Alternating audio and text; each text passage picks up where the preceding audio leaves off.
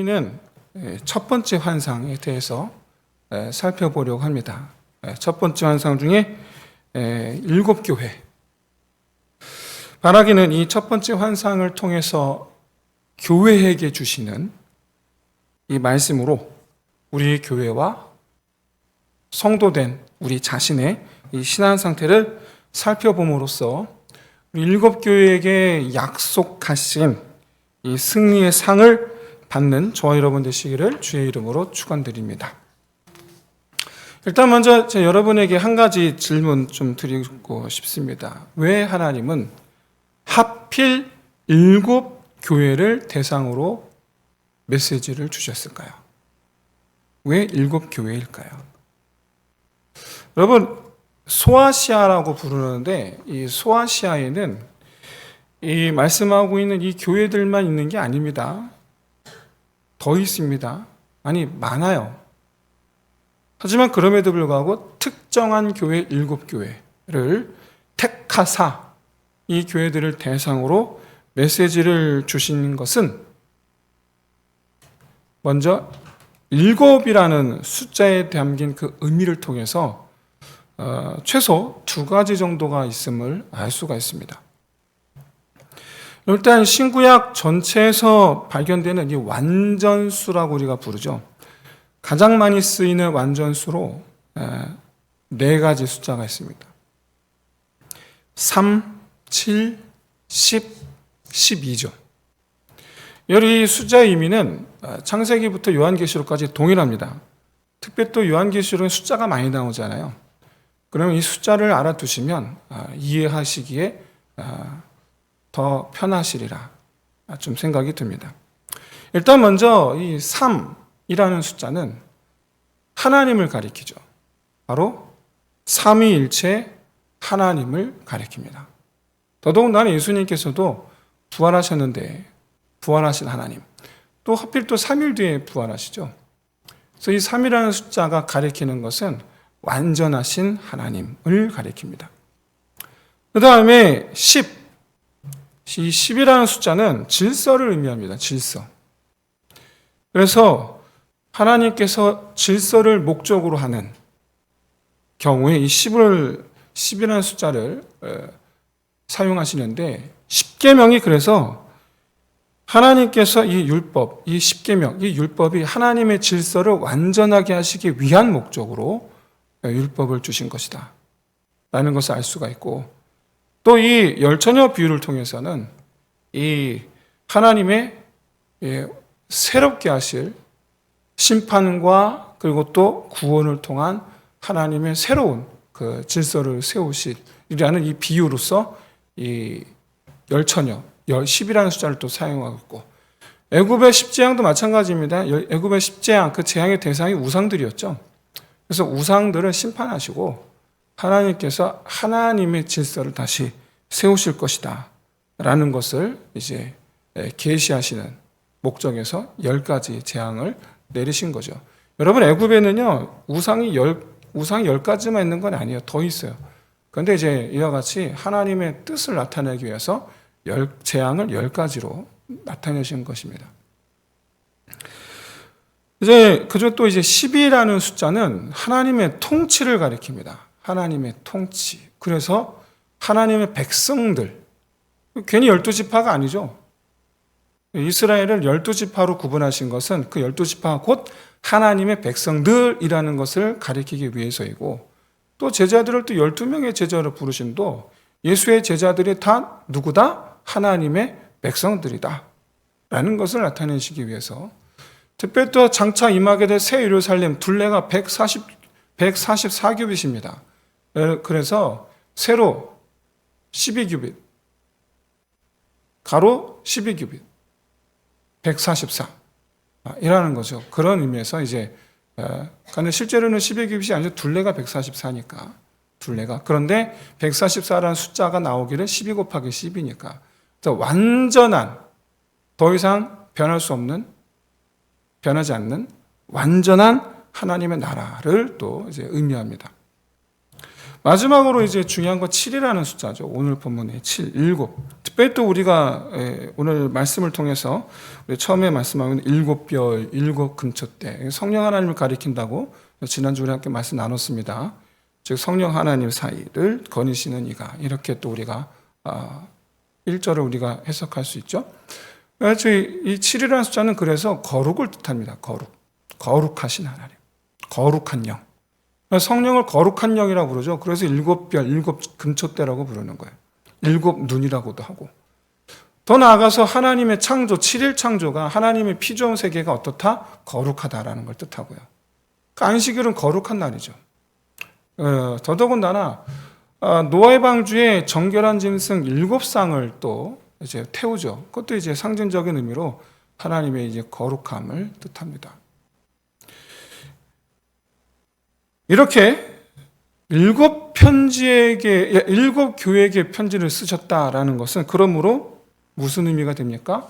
거룩한 교회들에게 편지를 쓰셨다라는 의미가 되는 거죠. 그러니까 교회의 목적은요, 거룩하심이에요. 교회는 거룩이 교회의 사명이에요. 거룩함과 동떨어지면 더 이상 교회가 아닌 거죠. 이게 7교회에 주시는 환상의 의미예요.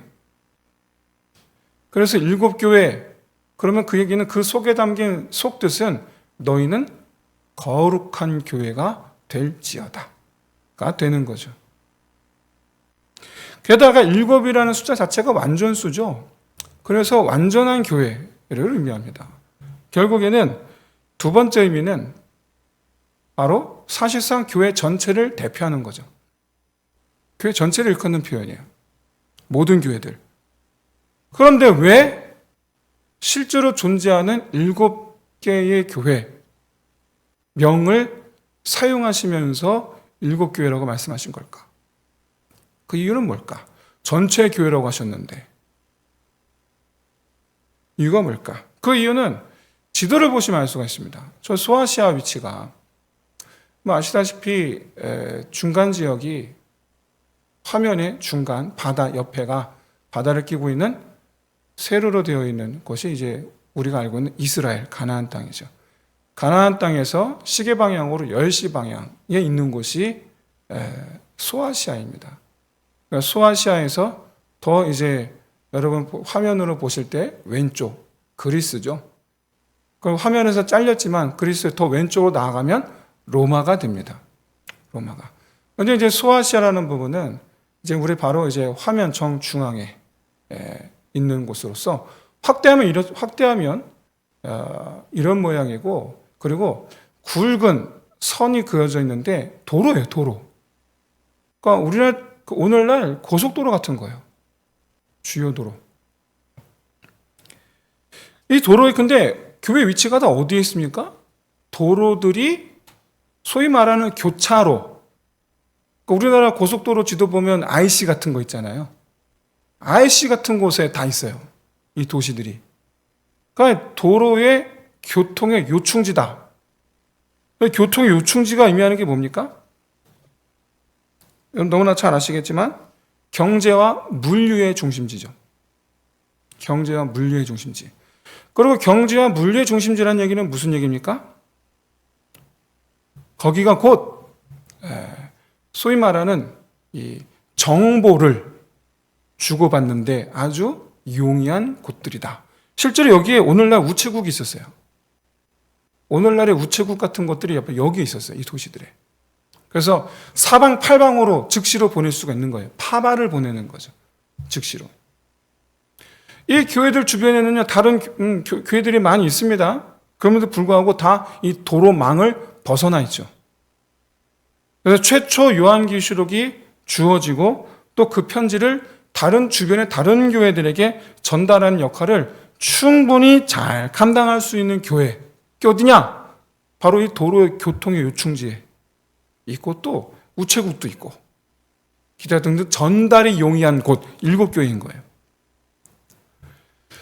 더더군다나 이 교회들은요, 마치 우리나라 외곽순환도, 서울의 외곽순환도로로 있는 것처럼 그렇게 해서 연결되어 있거든요. 그러다 보니까 순서대로 보시면 에베소에서 출발해서 동편으로 동쪽으로 라오디게아, 위쪽으로 빌라델비아, 그 위쪽으로 사데, 그 위로 두아디라, 그리고 그 위로 버가모, 다시 아래로 내려와 서머나, 그리고 다시 에베소. 한 바퀴 돌 수가 있어요, 그냥. 그리고 이 한 바퀴를 도는데 사람이 걸어서는 10일이면 돌 수가 있어요. 500km거든요. 지도상 거리로. 걸어서 10일이면 돌아요. 거기에 뭐 말이나 마차나 이런 걸 이용한다면 훨씬 더 기간을 단축할 수 있겠죠. 말하자면 이 요한계시록 편지 전달이 아주 용이한 곳들이에요. 아주. 이런 이유로 이렇게 해서 7교회들에게 보내졌지만 사실상 목적은 모든 교회들이었다. 이 7교회들을 통해서 다른 교회들에게도 전달이 될 수 있도록. 그리고 여러분 지도상 잘렸지만 여러분 저 지도를 보시면 지도에 왼편으로 계속 가면 어디가 있다고요? 로마가 있다고 말씀드렸어요. 지도상 오른쪽으로 가면 갈라디아가 있고요. 그렇죠? 그리고 안디옥이 있고 그리고 조금 더 내려오면 이스라엘이 있죠. 유다가 있죠. 그러니까 저 지중해 연안의 중심지가 소아시아입니다. 그래서 지중해 연안 쪽에 초대교회들이 있었기 때문에 초대교회 전체로 퍼뜨리는 데 아주 용이한 위치에 있다. 그 중에서도 에베소 교회가 압권이죠. 에베소 교회가요, 지중해 연안 최대 항구 도시입니다. 그래서 에베소에서 로마로, 헬라로, 이집트로 교통이, 해상 교통이 아주 발달해 있죠. 그렇다면 오늘날 왜 하필 그렇다면 7교회들에게 주시는 메시지가 다 다르냐? 그러니까 7교회들을 예로 들어 하시는 말씀들이 왜 또 다르냐? 7교회마다 처하는 상황들이 다 다르죠. 그런데 여러분 사실상 오늘 본문 속에 나온 7교회의 그 모습이 처한 상황과 그들의 영적 상태, 이런 모습들이 사실상 오늘날 모든 교회들의 형편이 이 7교회 모델에서 벗어나지를 않죠. 크게 벗어나지 않는다라는 점에서 여러분 엄밀히 말하면 그래서 7교회를 대상으로 말씀하는 것이지만 엄밀히 말하면 모든 교회들에게 말씀하시는 것과 같다라고 보시면 됩니다.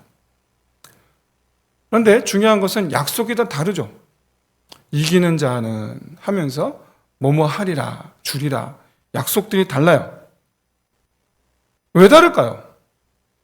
모든 교회들에게 주시는 것인데 왜 다를까요? 엄밀히 말하면 이 약속들은 상황에 따라 주시는 약속이죠. 상황에 따라. 그런데 여러분 아시다시피 우리도 우리의 그 신앙의 모습이 사실 7교회의 모습에 다 들어가 있습니다. 사실은. 이제 앞으로 보겠지만 에베소 교회의 모습, 라오디게아 교회의 모습, 버가모, 서머나, 사데, 라오디게아, 이 교회들의 모습이 우리 안에 다 있죠. 결론은 뭡니까? 이 약속, 7가지 약속이 사실은 다 우리가 받아야 될 약속들이라는 거예요. 사실은. 하나만 골라 먹는 약속이 아니에요. 다 받아야 되는 거예요, 다. 아니, 다 받게 될 수밖에 없는 것들이에요. 그렇기 때문에 이 7가지의 약속을 바라보며 반드시 이기는 자 되시기를 주의 이름으로 축원드립니다. 그렇다면 이긴다라는 표현은 뭐에 대하여 이긴다라는 표현일까요? 뭐에 대하여 도대체? 아시다시피 성경에서는 뭐에 대하여 이기라라고 말씀을 하고 있지를 않아요. 따라서 이것은, 이 약속은 이기느냐 지느냐에 따라 약속을 받느냐 못 받느냐에 관한 말씀이 아닌 겁니다. 오늘 본문의 7절 한번 보십시오. 이기는 자 앞에 어떤 표현이 있습니까? 성령이 교회들에게 하시는 말씀을 들을지어다 하고 이기는 그에게는 이라고 되어 있죠. 이것은 교회들에게 하시는 말씀을 듣는 자가 이기는 자란 뜻이에요. 이 말씀을 듣는 자들. 그러니까 이기는 자는 어떤 자들이냐면 교회다운 교회들을 이기는 자라 말씀하는 거예요. 교회다운 교회, 성도다운 성도. 이것은 종말의 때이기 때문에 아주 중요한 의미를 갖습니다. 왜 그러느냐? 교회다운 교회를 이기는 자, 성도다운 성도를 이기는 자, 성령의 말씀을 듣는 자를 이기는 자. 이것이 왜 종말의 때에 중요하느냐? 여러분, 주님 오셨을 때를 생각하시면 답은 너무나 분명해집니다. 주님이 오셨는데 주님이 오신 그날에 교회가 교회답지 못한 거예요. 성도가 성도답지 못한 거예요. 그럼 어떻게 되겠습니까? 약속은커녕 심판을 받겠죠. 반대로 교회답습니다. 성도답습니다. 그러면 이 약속이 이루어질 줄로 믿습니다. 그래서 이 요한계시록에서 말씀하는 이기는 자란 이 표현은 교회다운 교회를 뜻해요. 아시다시피 여러분, 신천지에서는 이기는 자를 이만희라고 주장을 합니다. 조만간 이만희가 아닌 다른 누군가로 바뀔 거예요. 왜냐하면 이제 이만희 씨가 이제 갈 거니까. 그래서 조만간 이기는 자가 교체가 될 건데, 참 그렇다면 왜 이들은 이기는 자를 뭐 교주, 자기네 교주가 이기는 자다, 왜 그렇게 해석하는 걸까요? 그 이유는 이기는 자를 메시아로 보기 때문에 그렇습니다. 메시아로 해석을 하기 때문에. 그래서 근거가 없는 거죠. 자기네는 추측이고 추정이죠. 이 오늘날 신천지 하나님의 교회 이런 이들을 가리켜서 비교되는 무리가 오늘 본문에 있습니다. 누굴까요? 혹시 발견하신 분 계실까요? 그렇죠. 니골라당입니다. 니골라당. 자기들에게 영적인 진리가 있다. 자기들에게만. 그렇게 주장하는 이들이 니골라당이거든요. 그런데 주님께서 뭐라고 말씀하세요? 너희가 니골라당을 미워하는도다. 그런데 나도 미워한다. 여러분, 이 표현을 꼭 기억하시기 바랍니다. 하나님께서 니골라당 같은 짓을 벌이는 이들에 대해서 미워하신다고 분명히 말씀하고 있어요. 그러나 속히 신천지에서 나오시길 바랍니다. 속히 하나님의 교회에서 멀어지시기를 바랍니다. 하나님께서 미워하세요. 돌아와서, 그렇다면 에베소 교회에 말씀하시는 교회다운 교회 모습이 뭐냐? 이게 중요한 거죠. 오늘 본문이죠. 교회다운 교회. 뭐가 교회다운 교회냐? 그럼 일단 이 에베소 교회를 칭찬하신 내용을 보면 바른 신학, 바른 교리를 가졌다. 이거를 칭찬을 하세요. 에베소는요, 로마 제국에서 로마 제국 전체 도시들 가운데 네 번째로 큰 도시입니다. 전체 도시들 가운데. 근데 항구들 중에서는 최대 항구예요. 그리고 그 유명한 아테네 여신 신전이 있는 곳이에요. 아데미 신전이라고 성경에서 말씀하고 있죠. 아테네 여신 신전.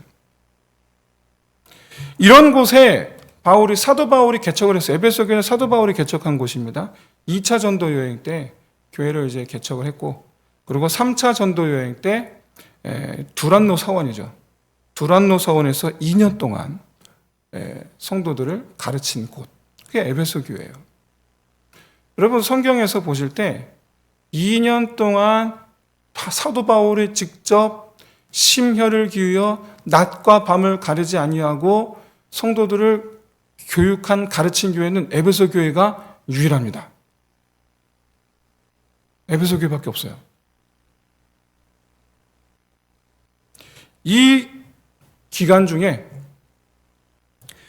바울이 이제 병든 사람도 고치고 악기 들린 사람도 쫓아내고 고쳐주고 하거든요. 그랬더니 이 유다의 제사장 스게와라는 사람의 7 아들이 바울 따라하다가 어떤 일이 벌어지죠? 악한 귀신이 이렇게 얘기하지 않습니까? 내가 예수도 알고 바울도 알고냐, 너희는 누구냐? 그러면서 그 7 아들을 아주 그냥 흠씬 두들겨 패죠. 근데 이것 때문에, 이 사건 때문에 마술하던 이들이 전부 다 자기들이 애지중지하던 책을 불태우고 성도가 됩니다. 그들이.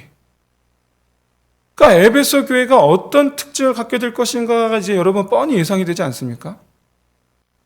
올바른 신앙, 올바른 신학, 올바른 교리. 이걸 지향하는 교회가 되는 거예요. 그런 특징을 가진 교회가 되는 거예요. 거기다가 여러분 에베소 교회는 사도 바울만 있었던 게 아닙니다. 브리스길라와 아굴라 유명한 성경 교사들이죠.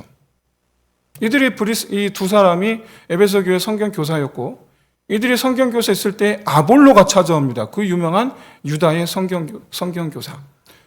이 브리스길라 아굴라가 아볼로를 가르쳐서 아볼로 또한 아주 유명한 성경 교사로서 또 에베소 교회에서 또 이제 사역을 하죠. 거기다가 사도 바울이 에베소를 떠나게 될 때 디모데를 남겨두죠. 이렇게 여러분 에베소 교회는 훌륭한 성경 교사들이 많이 거쳐간 곳입니다. 더더군다나 요한계시록 쓰여질 당시 에베소 교회를 담임 목회하던 이가 누구였어요? 요한이잖아요. 사도 요한. 참 복받은 교회죠. 이것만 봐도 여러분 이 에베소 교회가 교리적으로 매우 탄탄한 그런 신학을 소유한 교회가 될 수 있었으리라 충분히 짐작하고도 남으리라 생각을 합니다. 그런데 이렇게 그냥 듣기만 하여 지식이 쌓인 게 아니에요. 그걸 거기에 멈추지 않았어요. 오히려 체험적으로 이 탄탄한 교리를 소유할 수 있게 됩니다. 그 배경이 사도 바울이에요. 바울 때문에 이 아테네 여신이라는 이 우상 숭배로부터 교리를 지키고 보호하는 데 힘쓰기 시작하는 거예요, 교회가. 어째서 그러는가? 에베소 교회, 이 에베소 지역의 아테네 신전이 여러분 에베소 지역의 지역 경제에 아주 큰 축이었죠. 아테네 여신 신전에 바쳐지는 그 모든 숱한 재물들이 결국엔 다시 시장에 흘러나오고, 아시다시피 아테네 여신 신전은 오늘날로 따지면 매음굴이죠. 매음굴. 그런 어떤 이런 이 아주 큰 돈의 흐름이 아주 관통하는 곳이 이 아테네 여신전이거든요. 그 아테네 여신전에 그 수많은 그때 당시도 관광객이 많았나 봐요. 그래서 관광객들 대상으로 하는 아테네 여신 신상을 파는 이들이 많았습니다. 그중에 가장 대표적인 사람이 누굽니까? 은장생 데메드리오. 그가 더 이상 바울을 이들을 두고 볼 수가 없게 된 거예요. 바울 때문에. 그래서 에베소의 시민들이 이 기독교인이 되면 더 이상 다시 자기의 이 장사가 안 될 거리라 생각해서 이제 에베소 시민들을 설득을 하죠. 바울이 우리의 여신을 모욕한다. 그래서 아테네 시민들이 소위 말하는 이제 종교 전쟁이 벌어지게 되죠. 그렇게 해서 이제 사도 바울이 쫓겨나게 됩니다. 그렇게 해서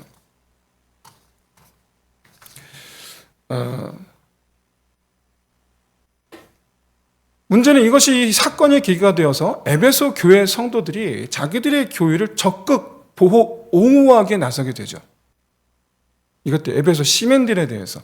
바울이야 뭐 쫓겨났지만 교회는 남아있으니 아테네 시민들이 기독교에 대한 어떤 이런 편견이 사로잡히게 되니까 그래서 적극적으로 이 기독교를 보호하고 옹호하고 오히려 더 복음을 전하기 위한, 올바른 복음을 전하기 위한 그런 교회가 되게 되는 거죠. 뿐만 아니라 이때 바울이 이제 마게도냐로 이제 쫓겨나게 되는데 이때 이제 제자 디모데를 에베소에 머물게 하면서 다른 교훈을 가르치지 못하게 하고 성도들로 하여금 신화에 몰두하지 못하게 하라 지시합니다. 그리스 신화가 유명하잖아요. 그런 신화에 몰두하지 못하게 하라. 이렇게 해서 이제 에베소 교회 안에는 이 그리스 신화가 사라지게 되죠. 완전히 다 사라지게 되고 심지어 한 걸음 더 나아가서 성도들이 거짓 교사를 분별해낼 수 있는 수준에 이르게 됩니다. 바로 이 부분을 이제 주님께서 칭찬하시죠. 그런데 문제가 생겼어요. 바로 사랑이 없는 교회가 된 거예요. 이를 사도 바울도 너무 잘하고 있었습니다. 그래서 디모데에게 쫓겨나면서 디모데를 남기면서 디모데에게 뭐라고 얘기를 하느냐? 에베소 교회 성도들로 하여금 율법의 핵심은 사랑인데 서로 율법의 교사가 되려고 한다. 이걸 경계해야 된다.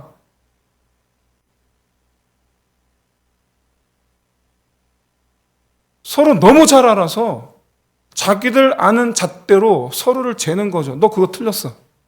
그런다라는 거예요. 서로가. 그래서 그걸 경계하게 하라.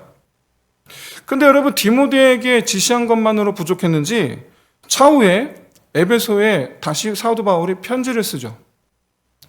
그래서 에베소서의 중심 내용이 뭐냐면 사랑 하나예요. 하나가 되라. 서로 지어져가라. 아내는 남편에게 복종하고 남편은 아내를 죽도록 사랑하고. 이게 에베소서 내용이에요. 근데 에베소서의 내용이 왜 그런 내용인지가 바로 여기에 있는 거예요. 여기에. 여러분 우리 교회 성도 여러분들 여러분 조심하셔야 된다. 오늘 목사님 말씀하셨잖아요. 당신 똑바로 해. 이거 안 되는 거예요. 이게 에베소 교회가 이러거든요. 이러지 말라는 거예요. 당신 들었지? 그랬더니 또 뭐라고 그래요? 당신도 들었잖아. 이게 에베소 교회, 이게 에베소 교회. 이게. 근데 여러분 보세요. 오늘 요한계시록에서 뭐가 말씀합니까? 주님께서 너희가 처음 사랑을 버렸다. 여전히 사랑 없이 교리에만 밝은 모습을 보여주고 있어요. 여전히. 근데 여러분 잠깐 그림 한번 보십시오. 사도 바울이 에베소 교회를 설립했을 때는 AD 47년경입니다. 47년, 48년. 뭐 정확히 연도는 모르겠지만 2차 전도 여행 때거든요. 47년경에 에베소 교회 설립을 합니다. 그리고 잠시 떠나갔다가 2차 전도 여행 때 와서 두란노선에서 2년 동안 에베소 교회를 집중 훈련시키죠. 그게 AD 55년경이에요. 그러다가 쫓겨났다가 이제 사도 바울이 로마의 죄수로 압송이 돼서 로마에서 구금되었을 당시 에베소 교회에 다시 또 편지를 씁니다. 그게 에베소서이고 그게 AD 61년경이에요. 자, 에베소서 내용이 뭐라고요? 서로 사랑하라. 그런데 주님께서 이번엔 예수님께서 직접 말씀하신 거예요. 요한계시록을 통해서 너희가 사랑을 버렸다. 그게 AD 92년경이에요. 사도 바울이 사랑하라고 권면한 지 30년이 지났는데도 불구하고 안 변했어요. 그렇게 사랑하라고 제자 디모데까지 남겨놓고 근데 그것도 안 돼갖고 에베소서를 썼는데 그것도 안 돼서 결국 예수님까지 나서셔서 말씀하시는 것. 여러분 그러면 왜 이 에베소 교회가 이렇게 교리에는 밝은데 왜 서로 사랑하는 모습이 없어졌는가? 그게 뭘까? 한 가지 추측할 수 있는 게 있습니다. 그거는 여러분 정통과 이단에 몰입하게 될수록 이런 현상이 나타나요. 실제로 정통교회 아이들 안에서도 지금까지 인류 역사가 증명하고 있지 않습니까? 이놈의 교리 문제를 여러분 얼마나 교회가 지금까지 수도 없이 분열 분리해 왔습니까? 지금도 어디선가 싸우고 있어요. 어느 교단 안에서 지금도 싸우고 있을 거예요.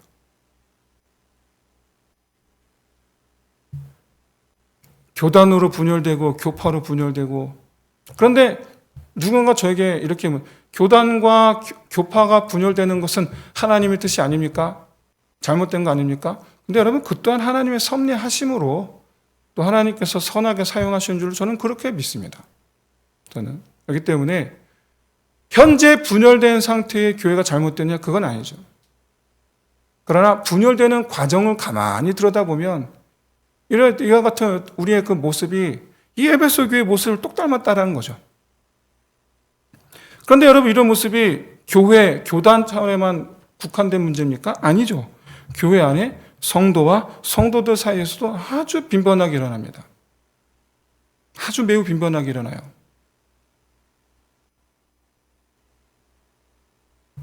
이와 관련하여 지난주 우리 분당 우리에게 이찬수 목사님께서 설교하신 영상이 있어요. 참고하시기 바랍니다.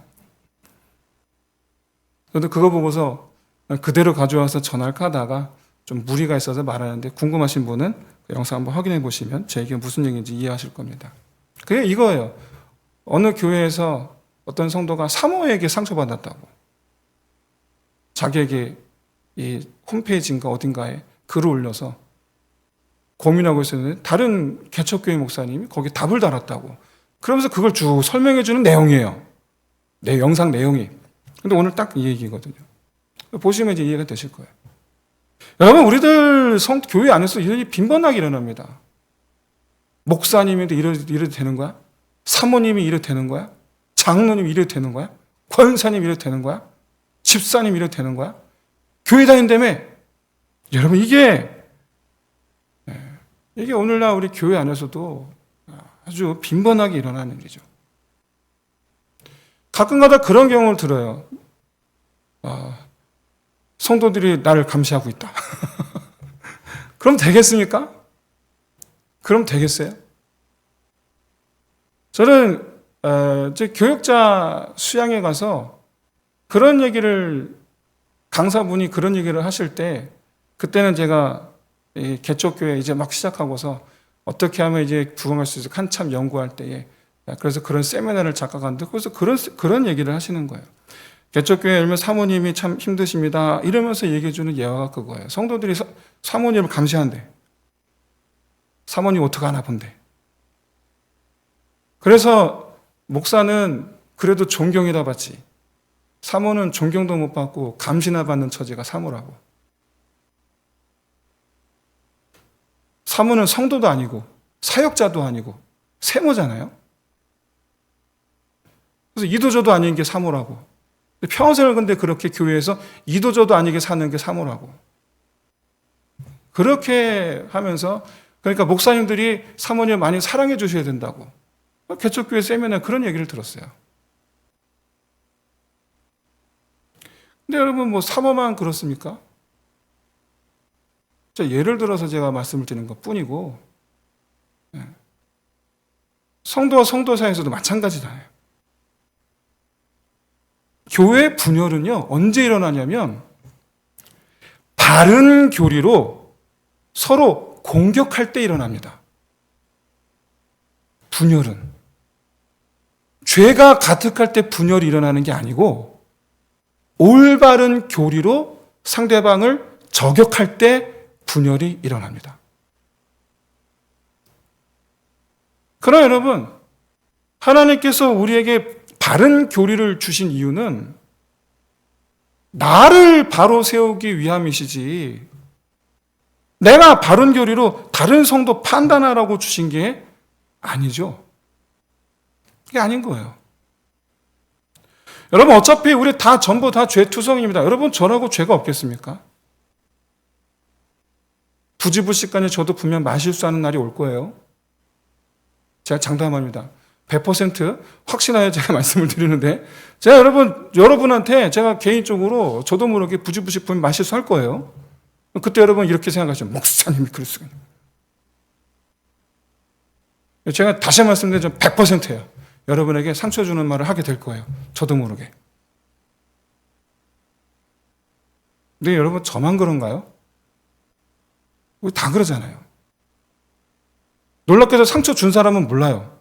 상처 받은 사람만 알아. 희한하죠?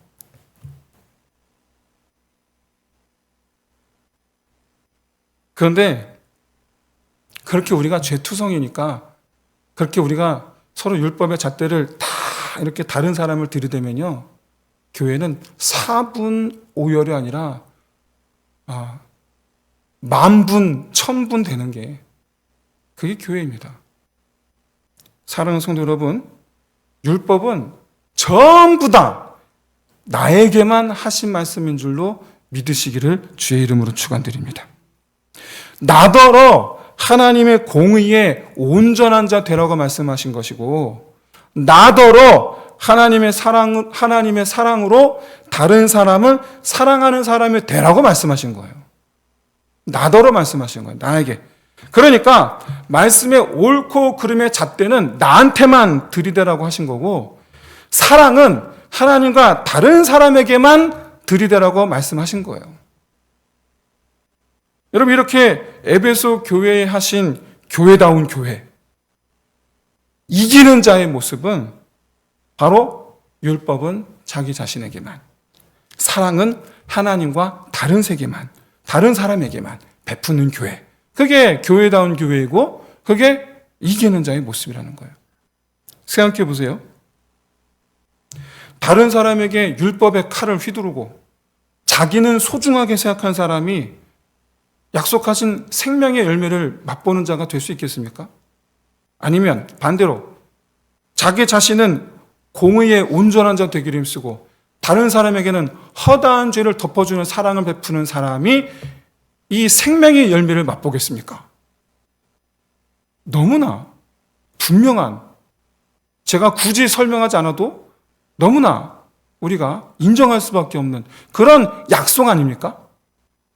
사랑하는 성도 여러분, 우리가 진정으로 이기는 자 되시기를 주의 이름으로 축원드립니다. 아니, 이기는 자가 돼야 돼요.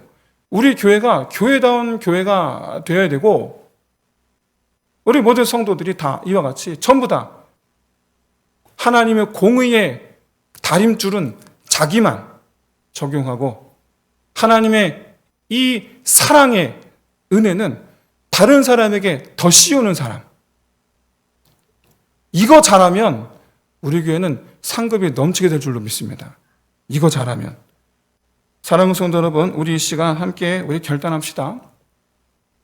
에베소 교회는요 30년을 변하지 않았어요. 이게 뭘 의미합니까? 그만큼 힘들다라는 거예요. 그만큼 힘들어요.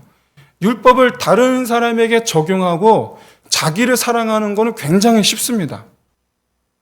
근데 여기서 벗어나서 자기에게만 율법을 적용하고 다른 사람에게 사랑으로 대하는 것은 정말 어렵습니다. 이게 쉽지가 않아요. 그러나 바라기는 이 어려운 도전 하라고 우리를 불러주신 줄로 믿습니다. 그래서 우리를 불러주신 이 자리에서 교회다운 교회, 성도다운 성도, 그렇게 해서 이 생명의 열매, 그러니까 남의 허물 찾으려고 눈에 불 켜지 말고 남의 허물 덮어주려고 애쓰는 사람 다 되는 저 여러분 되시기를 주의 이름으로 축원드립니다. 이 우리를 향한 하나님의 변함없는 사랑, 여러분, 주님께서 만약에 우리를 향하여 주님의 그 사랑에 변해서 내 허물을 다 찾아서 찾는데 우리 하나님이 눈에 불을 켜시면 누가 살아남을 수 있겠어요? 아무도 못 살아나요. 아무도. 그러나 우리 하나님의 사랑은 변하지 않으세요. 그래서 지금도 우리 주님은 나의 죄를 위해서 피 흘리고 계신 줄로 믿습니다. 사랑하는 성도 여러분, 허물을 덮어주기 위해 애쓰는 사람 다 되시기를 주의 이름으로 축원드립니다.